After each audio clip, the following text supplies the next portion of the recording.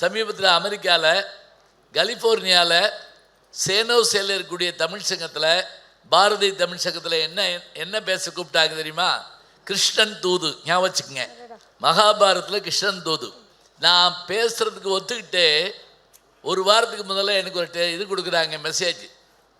1500 இருக்கைகள் நிறைந்து மேலும் இடம் கேட்டு கொண்டிருக்கிறார்கள். உங்களுடைய பயணத்தை மறக்காமல் உறுதி செய்து வந்துவிடுங்கள், எல்லாம் இறைவன் செயல்னு அனுப்புகிறாங்க. 1.5 மணி நேரம் மகாபாரதத்தில் கிருஷ்ணன் தூது பேசியிருப்பேன்.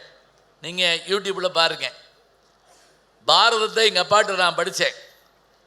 மகாபாரதத்தை எங்கள் அப்பா தமிழாசிரியர்.